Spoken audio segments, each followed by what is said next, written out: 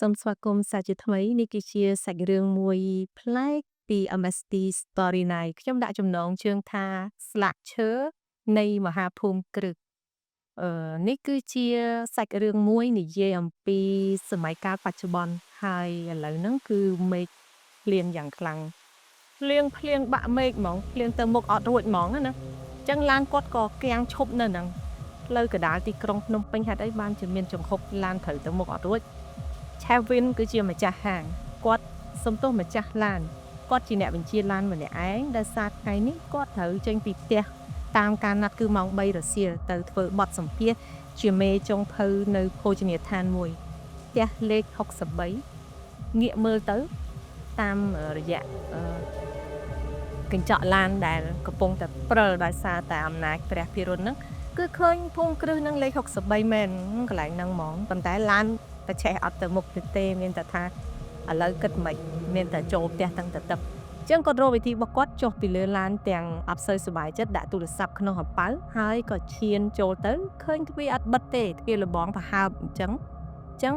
Vin ដែលជាចុងភៅអាយុ37ឆ្នាំនៅកំឡោះអត់ទាន់មានភរិយាទេងប់ងល់ជាមួយនឹងការងារនៅចង្ក្រានគ្រប់គ្រងការបង្កើតច្នៃប្រឌិតមុខម្ហូបថ្មីច្នៃប្រឌិតគេហៅថាពីលើរបៀបធ្វើការលើម្ហូបខ្មែរចាស់ច្នៃមកជាបដិសណ្ឋារកិច្ចបែបថ្មីដែលគួរឲ្យចាប់អារម្មណ៍អញ្ចឹងគាត់ជាមនុស្សឆ្លុះអង្វែងជាមួយការងារសិល្បៈលើមុខម្ហូបហ្នឹងអញ្ចឹងគាត់ឈានចូលទៅក្នុងវិឡាដោយព្យាយាមរកកន្លែងចុចកណ្ដឹងអត់ឃើញហើយភ្លៀងខ្លាំងអញ្ចឹងមានតែស្រីសួរថាអ្នកយាមមានអ្នកយាមអត់ព្រោះផ្ទះប៉ុណ្ណឹងសមមានសន្តិសុខមានអីប្រហើបទ្វារអញ្ចឹងណាហើយតាមពិតម៉ោង3រសៀលម៉ោង7:03រសៀលមិនសមណាមួយតែងឹតមើលអីអត់ឃើញអញ្ចឹងទេអញ្ចឹងគាត់ក៏អាចមើលទៅក្នុងខ្សឹបតែឃើញភូមិគ្រឹះហ្នឹងទំនងជាមានអ្នកនៅខាងក្នុងមានភ្លើងមានអីភ្លឺចាញ់មកខ្លះយើងដឹងស្រាប់ហើយនៅពេលដែលភ្លៀងខ្លាំងពេកឲ្យមនុស្សកំពុងតែទឹកខំជាយាមកិច្ចផុតពីឲ្យកិច្ចឲ្យផុតពីក្របភ្លៀងធ្ងន់ណាគឺបាំងផងអីផងខំទប់ទូរស័ព្ទទប់ក្អាវកុំឲ្យប្រឡាក់ព្រោះយើងត្រូវទៅសម្ភាសឥឡូវហ្នឹងឃើញកន្លែងមានតែហូតចូលទៅក្នុងសិនចាំគិតទៀតទៅដល់ឃើញទ្វារចូលបន្ទប់ទទួលភ្ញៀវមានភ្លើងនៅខាងក្នុងម្ចាស់ផ្ទះនៅផ្ទះអត់គាត់ស្រែកបងមាននរណានៅផ្ទះទេខ្ញុំសុំជ្រប់ភ្លៀងបន្តិចភ្លៀងមែនតើនៅឡានខ្ញុំមកលុតទៀតប៉ុន្តែអត់មានលឺសូរចម្លើយគាត់ក៏គិតថាឈរហ្នឹងឯងចូលផ្ទះគេមិនទេអោបដៃចឹង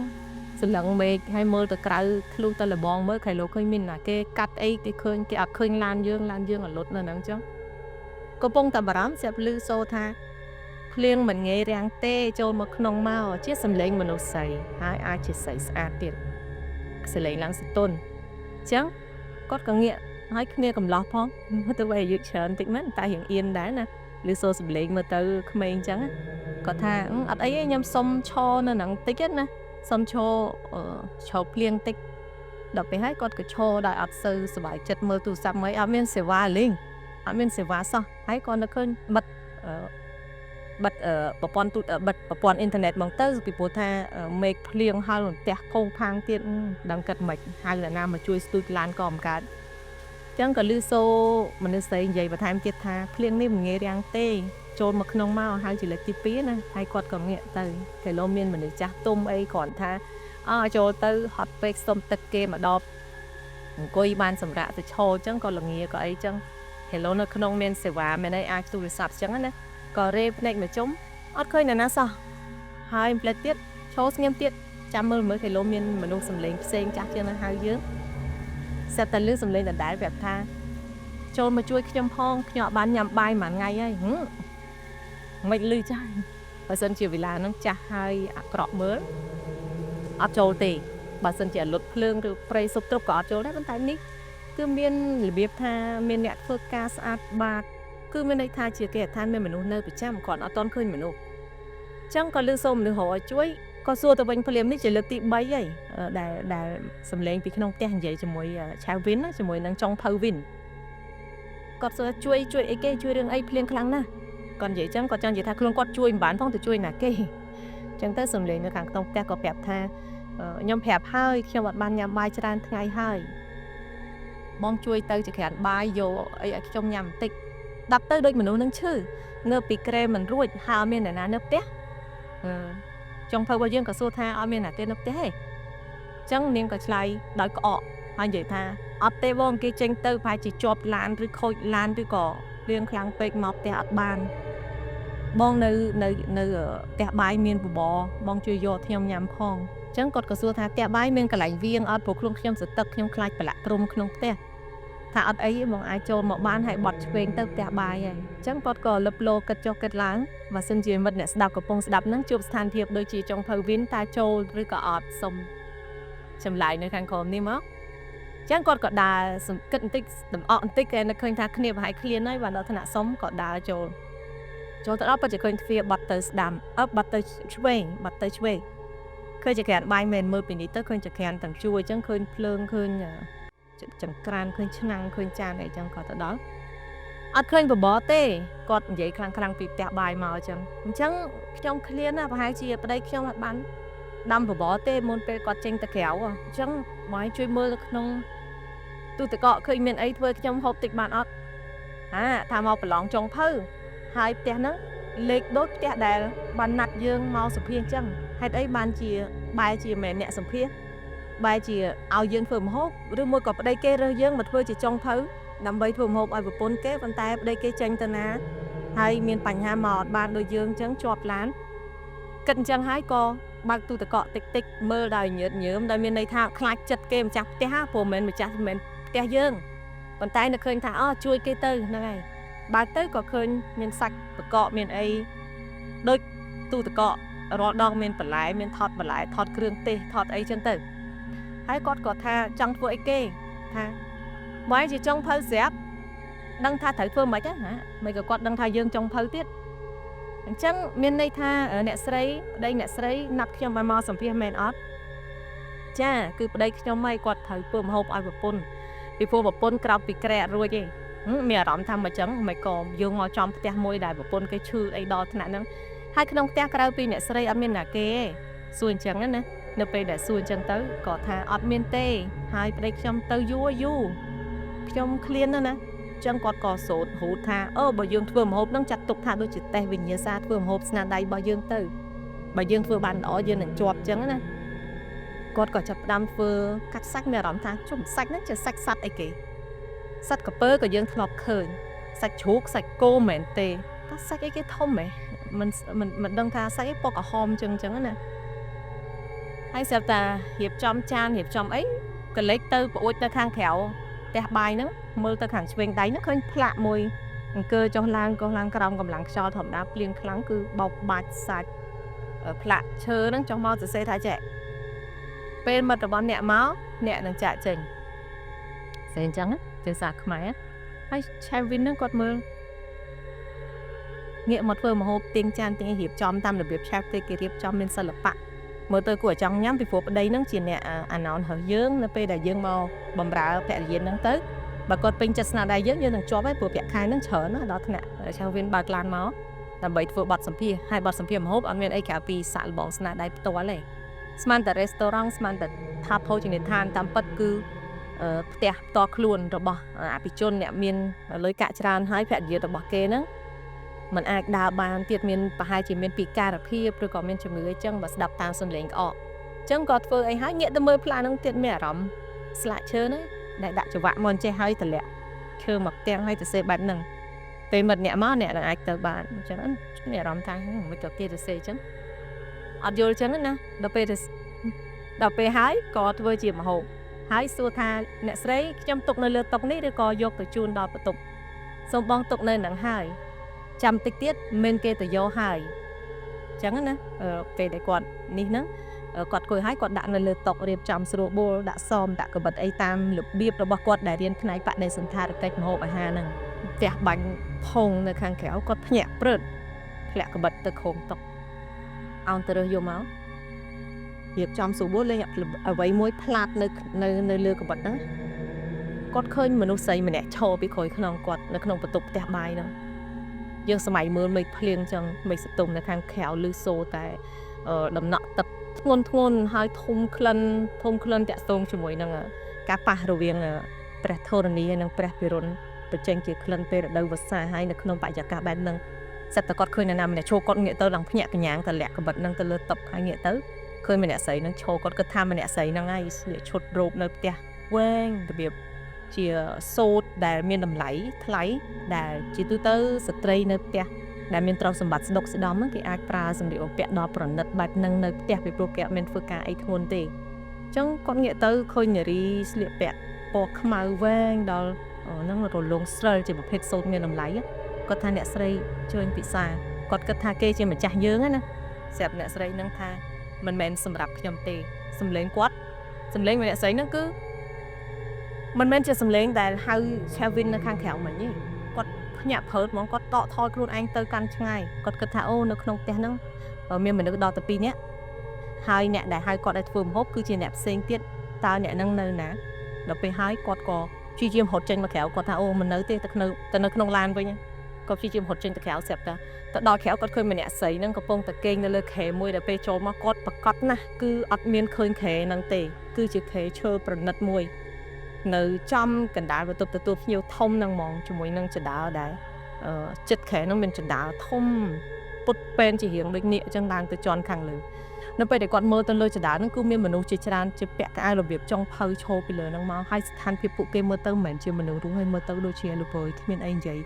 ហើយអើធ្លាប់មើលគាត់គ្រប់គ្នាមុខឡើងស្លេកស្លាំងគាត់គិតថាអូគាត់ត្រូវខ្មោចលងហើយគាត់មិនដឹងត្រូវធ្វើម៉េច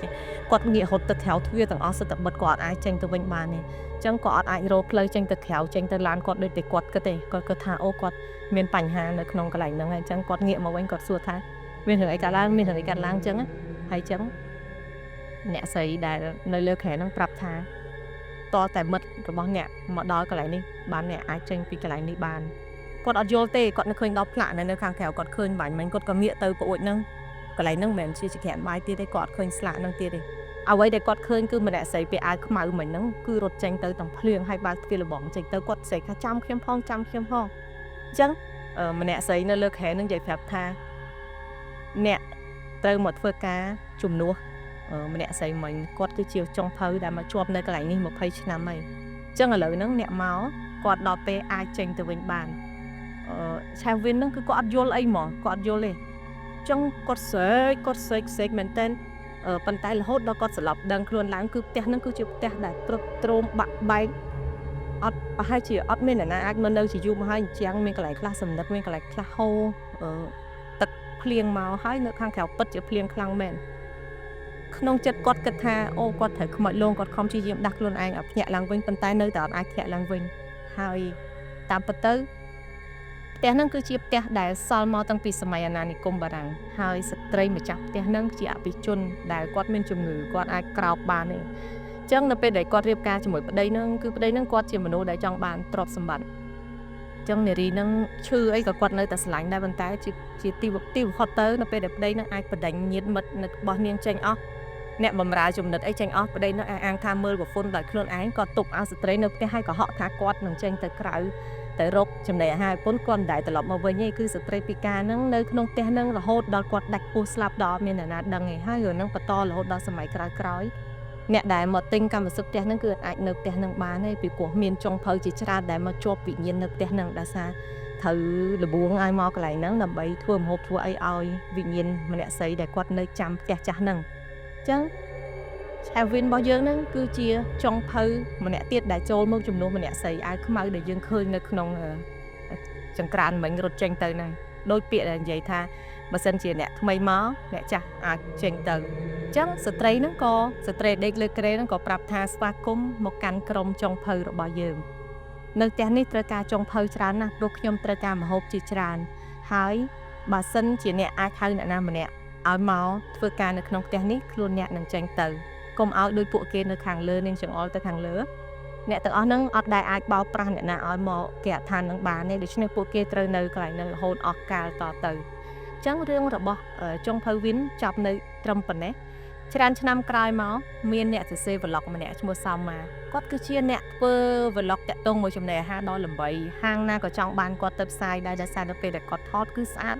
មើលទៅមានឲ្យជារសស្ដាប់ទៅគឺចង់ទៅខ្សាក់កន្លែងហ្នឹងឲ្យបានម្ដងហ្មងគាត់ជាអ្នកប៉ិនប្រមូលទិដ្ឋភាពទាំងអស់យកមកដាក់គុំគ្នានៅក្នុងបទព័ត៌មានតែមួយដែលធ្វើឲ្យម្ចាស់ភោជនីយដ្ឋានណាក៏ចង់បានគាត់មកនិយាយដើម្បីប្រម៉ូទឲ្យហាងរបស់ របស់ខ្លួនដែរអញ្ចឹងសុំមកបានឈប់នៅមុខផ្ទះលេខ63ហើយគាត់បាននិយាយវាយទៅកាន់នៅក្នុង podcast របស់គាត់ដែលថតទុកមិនទាន់ live ទេគឺគាត់និយាយថានេះគឺជាផ្ទះលេខ63ដែលលើគេល្បីគឺតាំងពីចំនួនបារាំងរហូតដល់ពេលនេះគឺផ្ទះនេះអត់មានម្ចាស់ថ្មីណាដែលមកសង់ទីលំនៅនៅទេឬសូថាផ្ទះដំបូងគឺសល់តែគ្រឹះទេអត់មានសល់ទម្រង់ដើមនៃស្ថាបត្យកម្មទេប៉ុន្តែឬសូថាម្ចាស់ផ្ទះហ្នឹងពីដើមតាំងពីមុនចំនួនអាណានិគមគឺធ្លាប់ជាចុងភៅនៅក្នុងវាំងគាត់មានកូនស្រីតែម្នាក់គាត់ប៉ុន្តែកូនស្រីមិនអាចបន្តគេដំណើរក្នុងការធ្វើក្រយានឹងបានទៀតទេគឺកូនស្រីនឹងគាត់មានជំងឺពិការតាំងពីក្មេងគឺគាត់ត្រូវតែសម្រាប់នៅលើគ្រែប៉ុន្តែសំណាងល្អគាត់មានគូព្រេងម្នាក់ដែលស្រឡាញ់គាត់ដោយស្មោះគឺជាបរិះម្នាក់ដែលជាកូនកាត់ចិនហើយមករៀបការជាមួយគាត់ប៉ុន្តែលឺសូថាក្រោយមកពួកគេក៏អត់មានអ្នកបន្តតកូលពុះពងប្រហែលដោយសារជំងឺរបស់ភរិយាឥឡូវហ្នឹងគឺយើងមកដល់ពីមុខភូមិគ្រឹះហ្នឹងហើយយើងគួរតែមើលថាលឺសូគេនិយាយថានេះមានចម្លាក់សល់ពីចំនួននោះច្រើនដែលទោះបីតួទាំងមូលនៃគេហដ្ឋានបានរលត់រូបរាងបណ្ដាទៅតាមពេលវេលាសឹករិចរិលប៉ុន្តែមានសល់ក្បាច់ចម្លាក់មួយចំនួនដែលនៅសេសសល់នៅក្នុងលបងនេះតាក់ទងជាមួយនឹងចានមហូបពិសេសកាលពីចំនួនរុងរឿងពីអតីតកាលអញ្ចឹងនាងនិយាយចឹងហើយនាងក៏ឃើញទ្វារលបងនោះបើកទៅនេះនាងក៏លឺសូរសំឡេងថាបើបានមកដល់ហើយមិនក៏មិនចូលមកថតនេះគឺជាសំឡេងស្លូតរបស់នារីម្នាក់ក្មេងហើយធ្វើឲ្យសោម៉ានោះឆ្ងល់គាត់នឹកថាចុះសោម៉ាគឺជាមនុស្សនៅក្នុងសម័យទំនើប digital គាត់ជាអ្នកជោគជ័យនៅលើផ្នែក vlog ហេតុអីគាត់ត្រូវភ័យខ្លាចអីហើយណាមួយមេឃអត់មានភ្លៀងដោយកាលពីសាច់រឿងយើងចេញដំបូងដែលឆាវីនមកដល់ទេអញ្ចឹងខ្លាចអីនឹងចូលថតមកមានគេឲ្យថតហើយកាន់តែខតគាត់កាន់តែអាចរក view បានអញ្ចឹងហើយគាត់ក៏ចាប់ផ្ដើមរុញចូលហើយសួរថាអ្នកណាគេនិយាយនេះគាត់សួរអញ្ចឹងណាគាត់ថាអញ្ចឹងចូលខ្ញុំជាម្ចាស់ផ្ទះហើយផ្ទះអីបើអត់មានឃើញមានសល់ទម្រង់ជាលក្ខណៈរូបរាងផ្ទះផងប៉ុន្តែគាត់រុញទ្វារចូលទៅខាងកាមេរ៉ាថតចេះរបៀបមនុស្ស digital ណាថតតាមជាងតាមអីចឹងអូឃើញចានស៊ុបមួយឡើងធំឡើងស្អាតមើលក្បាច់ទៅដូច Fox Salad នាំចូលពីប្រទេសចិនពីព្រោះខ្មែរយើងកាលពីចំនួនដើមអ្នកដែលមានលុយចូលចិត្តទិញរបៀបរបស់នាំចូលពីបរទេសដូចជាពីប្រទេសចិនពីអារ៉ាប់ពីឥណ្ឌាពីបារាំងអញ្ចឹងយកមកដាក់ក្នុងគេហដ្ឋានថែមពីលើរបស់របរដែលជាស្នាដៃប្រណិតរបស់ខ្មែរយើងនៅពេលដែលនាងរុញទ្វារចូលទៅនាងក៏ឃើញមនុស្សស្រីម្នាក់ឈរនៅខាងក្នុងផ្ទះមើលពីមាត់លបងទៅដល់ខាងក្នុងឃើញនាងឈរហើយមានសក់វែងហើយញញឹមទឹកមុខស្លូតបូតហើយសៅម៉ាក៏សួរថាបងមិញជាអ្នកនិយាយរកខ្ញុំមែននៅពេលដែលនារីខាងក្នុងមិនមាត់ហើយងក់ក្បាលញញឹមសៅម៉ាក៏ដើរចូលទៅទាំងដៃកាន់កាមេរ៉ាផងដៃកាន់ទូរស័ព្ទផងហើយនៅលើស្មាមានស្ពាយសាក់កាដូមួយដែលជាសម្ភារៈគួរ vlog របស់នាងនារីនេះស្លៀកខោកៅប៊យពាក់អាវយឺតហើយមានអាវ hoodie ដែលចំហមួយជាន់ទៀតពីខាងក្រៅនាងដាក់វ៉ែនតានៅលើសក់ជារបៀបមនុស្សដែលមើលទៅជាមនុស្សដែលសកម្មមែនទែននៅក្នុងការងារ vlog របស់នាងសំណាងណាខ្ញុំថ្ងៃហ្នឹងបានសម្ភាសបងខ្ញុំមកដឹងថានៅហ្នឹងមានផ្ទះសោះឬសូគេនិយាយថានៅសល់តែជារូបរាងជាគ្រឹះជាអីឯងមានណាសង់យូរហើយអ្នកហ្នឹងនិយាយចឹងណាហើយចឹងសៅម៉ាក៏ចូលទៅឃើញសង្ហារឹមសុទ្ធតែពិនិត្យអារម្មណ៍ដែលថាទីនេះសល់តែគ្រឹះនោះប្រហែលជារឿងកាលពី10ឆ្នាំមុនអីមានគេនិយាយចឹងតែឥឡូវហ្នឹងដោយភាពឯកជនរបស់ម្ចាស់ផ្ទះចឹងនាងអត់ដឹងថាតើមានរឿងអីកើតឡើងក្នុងរយៈពេលរវាងពីសល់តែគ្រឹះមកដល់ខ្លាចជាវិឡាប្រណិតទេប៉ុន្តែអ្វីៗនៅក្នុងហ្នឹងពិតជាគួរឲ្យសប្បាយចិត្តពិតជាគួរឲ្យរំភើបពីព្រោះថានេះគឺពិតជាអភិជនសុទ្ធសាធមើលទៅកំរាលព្រំមានតម្លៃយកមកពីប្រទេសអារ៉ាប់ហើយមានពណ៌ស៊ីសង្វាក់ជាមួយសឡុងប៉និតដែលធ្វើពីឈើមានតម្លៃមិនថាឈើខ្មែរឬឈើនាំចូលពីបរទេសសម្ភារៈដែលមើលទៅមានប្រាក់ស្ពាន់កែវកងពេញនៅក្នុងទូកញ្ចក់តាមវិជាមើលទៅជាអភិជនតាំងពីចំនួនណានៃមកមិនមែនជាការតុបតែងបែបសម័យនេះទេនៅលើនោះនាងបានឃើញស្លាកមួយសរសេរពីនៅលើឈើប្រណិតជាភាសាខ្មែរប៉ុន្តែជាក្បាច់រចនាភាសាខ្មែរបែបបុរាណដែលសរសេរថាបើមិត្តអ្នកមកអ្នកអាចទៅបានអញ្ចឹងនាងក៏ញញឹមឲ្យមើលផ្លាកហ្នឹងខ្ញុំសុំថតផ្លាកហ្នឹងបានអត់ម្ចាស់ផ្ទះថានាងអាចថតបាននៅក្នុងផ្ទះនេះនៅកន្លែងនេះអ្វីក៏អាចថតបានដែររៀបចំជូតកាមេរ៉ារៀបថតហើយស្រាប់តែធំក្លិនឈ្ងុយមែនតើអូខ្ញុំឈ្ងុយអ្វីមួយយ៉ាងខ្ញុំអួតគេអួត សោមាអួតពីសមត្ថភាពនៅក្នុងការវាយតម្លៃម្ហូបរបស់នាងណានាងថានេះគឺជាក្លិនសាច់ទាដាក់ជាមួយនឹងខ្ញីដាក់ជាមួយនឹងរំដេងដាក់ជាមួយគល់ស្លឹកគ្រៃមានក្លិននេះតិចក្លិននោះតិចចឹងនាងចេះតែដាក់នាងចេះតែនិយាយតាមចំណេះដែលនាងដឹងថាមានបទពិសោធន៍ជាអ្នកភ្លក់ម្ហូបដ៏ល្បីចឹងហើយម្ចាស់ផ្ទះងក់ក្បាលពិតជាអ្នកដែលបកកែភ្លក់ម្ហូបហើយស្គាល់ពីជំនាញនេះច្បាស់លាស់អញ្ចឹងអញ្ជើញបងអូនស្រីទៅបន្ទប់បាយមើលការងាររបស់យើងហ្មងទៅមើលម្ហូបអូខ្ញុំទៅបានមែនទេហើយខ្ញុំអាចថតបានអត់ពីព្រោះមនុស្សដូចសោមាជាអ្នកធ្វើ vlog បើធ្វើអីមិនថតគឺខាតគឺជាការខាតបងនិយាយទៅជានិស័យមែនណាបងបើសិនជាមែនតើខ្ញុំមិនអាចគិតថាខ្ញុំនឹងមកជួបបងម្នាក់បានចូលឃើញផ្ទះបាយបណ្ឌិតចឹងទេស្អាតមែនមកទៅបុរាណមកទៅខ្មែរយើងអ្នករបៀបហ្មងហើយបងក៏ចឹងដែរបងឃើញហ៎បើសិនជាខ្ញុំទៅផ្សាយម្ហូបឲ្យគេគឺថ្លៃណាហើយសិតតណាត់មុននេះគឺខ្ញុំឆ្លោះកាត់ហ្មងខ្ញុំគ្រាន់តែឃើញលបងផ្ទះហើយខ្ញុំនឹកឃើញដល់ពេលមួយខ្ញុំអានទស្សនាវដ្តីចំនួនបារាំងភាសាបារាំងគាត់សរសេរថាមានផ្ទះលេខ63មួយនៅស្រុកខ្មែរជាផ្ទះរបស់អ្នកធ្វើម្ហូបវាំងហើយបកកែមុខម្ហូបរាប់រយមុខអញ្ចឹងខ្ញុំចាប់អារម្មណ៍មែនទែននឹកស្មានថាថ្ងៃនឹងបានជួបបងឯងតើបងទិញតពីគេប្រហែលអ្នកហើយបងដឹងថាម្ចាស់ដីពិតប្រាកដម្ចាស់ផ្ទះមុនគេមានកូនចៅជំនាន់ក្រោយហើយធ្វើចុងភៅទៀតដែរឬអត់នារីហ្នឹងក៏អត់មាត់គិតពីបង្ហាញផ្លូវទៅកាន់ចង្ក្រានម៉ាយនៅចង្ក្រាននាងបានចាប់អារម្មណ៍ឃើញកបិតដាក់ទាំងជួរអញ្ចឹងហើយមានកបិតច្រើនប្រភេទជាកបិតមិនរៀងដូចកណ្ដៀវក៏មានរៀងជាកបិតវែងពោះឥឡូវក៏មានប៉ុន្តែជារបៀបដែកដូចខ្មែរយើងស្មិតអញ្ចឹងណាដូចរបៀបថាជាដែកដំដោយទំនៀមទម្លាប់ខ្មែរយើងតាំងពីបុរាណមកមិនមែនជារបៀបជាកបិតនាំចូលទេគឺច្រើនមែនទែនមានតាំងពីកបិតមុខពីរដែលយើងសម្រាប់សក់របស់ប៉ុន្តែប្រទះធំគឺមិនដឹងជាសក់ស្អីគេទេគឺធំមែនទែននាងចាប់អារម្មណ៍សម្បីរបស់ទាំងអស់ហ្នឹងខ្ញុំថតបានមែនទេនាងនិយាយចឹងសោមាសួរចឹងស្ត្រីម្ចាស់ផ្ទះថាថតបានចឹងនៅពេលដែលនាងថតនាងចាប់អារម្មណ៍នឹកឃើញអ្វីមួយនាងចាប់អារម្មណ៍នឹងអ្វីមួយដែលនាងចាប់ផ្ដើមមានអារម្មណ៍ភ័យមែនទែនហើយនាងបន់ឲ្យថានេះគឺជាការយល់សប្តិអាក្រក់ដឹងអត់ថាសោមាឃើញអីគេនាងសង្ឃឹមថានេះគឺជាការយល់សប្តិអាក្រក់គឺនាងដូចជាឃើញមានសក់មនុស្សនៅក្បែរនឹងគំនរដែលគេដាក់ដូចជាល្អីស្មុកអីហ្នឹងគឺនាងឃើញសក់មនុស្សនៅកន្លែងហ្នឹងបើសិនជាមើលឲ្យច្បាស់ទៅមិនមើលកាមេរ៉ាមើលនៅខាងក្រៅដូចជាក្បាលអ្នកណាម្នាក់នៅខាងក្រោមហ្នឹងនៅកន្លែងអត់ហ្នឹងចឹងហើយបបាយសក់មកខាងនាងធ្វើឲ្យនាងថយក្រោយបន្តិចហើយដាក់កាមេរ៉ាចុះសឹមអ្នកដឹងថាត្រូវធ្វើចិត្តរបៀបម៉េចនៅពេលដែលយើងឃើញកបិតប្លែកហើយឥឡូវយើងឃើញអញ្ចឹងតើយើងគិតថាសោមាមានអារម្មណ៍បែបម៉េចនៅពេលហ្នឹងនៅពេលអញ្ចឹងនាងបន់ឲ្យថានេះគឺជាយល់សប្តិមិនល្អដែលនាងកើតឡើងប៉ុន្តែតាមពិតទៅពេលដែលនាងបែរទៅរកស្ត្រីហ្នឹងគឺនាងមានអារម្មណ៍ថាស្ត្រីហ្នឹងមិនមែនជាស្ត្រីធម្មតាដូចដែលនាងនឹកឃើញទេដែលនាងសម័យឃើញពីដើមស្លងអារម្មណ៍ដើរចូលមកដល់កន្លែងនេះគឺជាមនុស្សស្រីដែលមើលទៅទឹកមុខគ្មានឈាមគ្មានអីអញ្ចឹងហើយនាងភ័យមែនតើនាងរកផ្លូវកិច្ចទៅវិញប៉ុន្តែផ្ទះបណ្ឌិតទាំងអស់ដែលនាងបានឃើញនៅជុំវិញខ្លួនបានរលាយបាត់នៅសល់តែស្លាកដែលនាងបានឃើញហ្នឹងគឺនាងនៅឃើញនៅខាងក្រៅបងអុយផ្ទះបាយខាងឆ្វេងដៃហ្នឹងទៅវិញគឺស្លាកដែលនិយាយថានៅពេលដែលមិត្តអ្នកមកដល់អ្នកនឹងអាចត្រឡប់ទៅវិញភ្លាមនេះនាងឃើញបរិះម្នាក់រត់ចេញទៅឡើងលឿននៅពីក្រុមស្លាកហ្នឹងរត់ចេញទៅក្រៅហ្មងហើយបរិះនេះនឹងគឺនាងធ្លាប់ស្គាល់ថាជាឆេះមួយល្បីកាលពីជាង10ឆ្នាំមុនជិត20ឆ្នាំឈ្មោះថាចុងភៅវិនហើយដែលគេនិយាយថាចុងភៅវិនហ្នឹងគឺបានបាត់ខ្លួនអត់ដែលត្រឡប់មកផ្ទះវិញទេបន្ទាប់ពីគាត់ចេញពីផ្ទះនៅថ្ងៃមួយទៅធ្វើម្ហូបអាហារសម្រាប់ការប្រឡងចូលទៅក្នុងភោជនីយដ្ឋានលំដាប់អធិជនមួយតើអ្នកទាំងអស់គ្នាយល់ថាសោមានឹងមានអ្នកណាជំនួសនាងនៅពេលបន្ទាប់ដើម្បីនាងអាចចេញពីវិឡាហ្នឹងទេសូមបញ្ចប់ការនិទាននៅពេលនេះហើយសូមជម្រាបជូនថានេះគឺជាការនិទានដើម្បីកំសាន្តសុទ្ធសាធអត់មានអ្វីផ្សេងធ្វើឲ្យមានការភ័យខ្លាចទៅអីនេះគឺជាការប្រឌិតទាំងស្រុងហើយសូមអរគុណសម្រាប់ការចូលរួមស្ដាប់រឿងនិទានតបតទាំងឡាយនៅ Amnesty Story 9